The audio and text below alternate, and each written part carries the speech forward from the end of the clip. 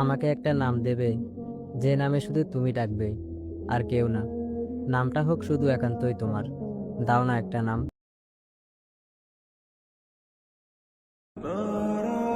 আমাকে একটা নাম দেবে, যে নামে শুধু তুমি ডাকবে আর কেউ না।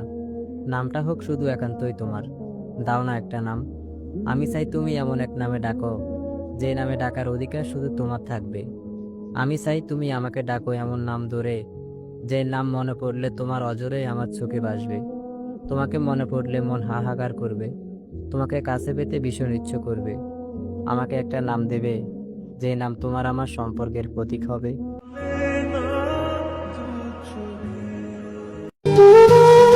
কাউরে মাঝপথে ছাইরা যায়ও না, আর তোমার মিথ্যা আবেগ দিয়া কারো হাসি গাইরা নিও না।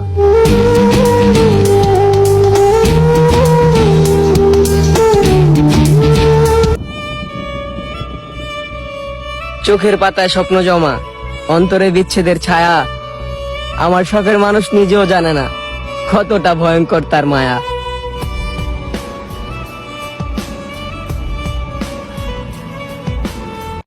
রিলেশন করলে এমন একটা মানুষের সাথেই করা উচিত, যে শুধু তার পরিবার নয়, পুরো দুনিয়ার সামনে দাঁড়িয়ে বলতে পারবে আমি ওরে ভালোবাসি, আমার ওরে লাগবে।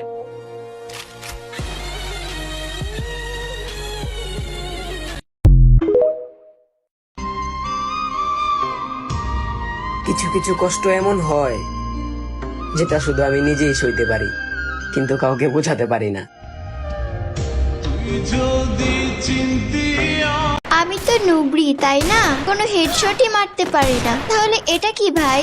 ও, তার মানে এটা ভুলে লাগছে, তাই না? তাই তো হবে, কারণ আমি তো নুবড়ি, আমি কিভাবে হেডশট মারবো? ওরে ভাই, দেখি আবারও হেডশট লাগলো। এটাও কেমনে লাগলো হেডশট? এটাও মনে হয় ভুলে লাগছে।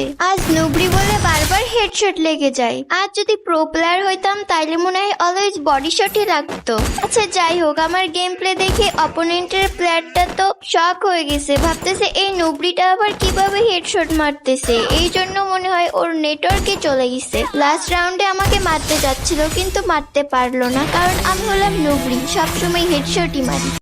যদি মনটা চুরি করি, তোমার মন আকাশে ওড়ে দেবে।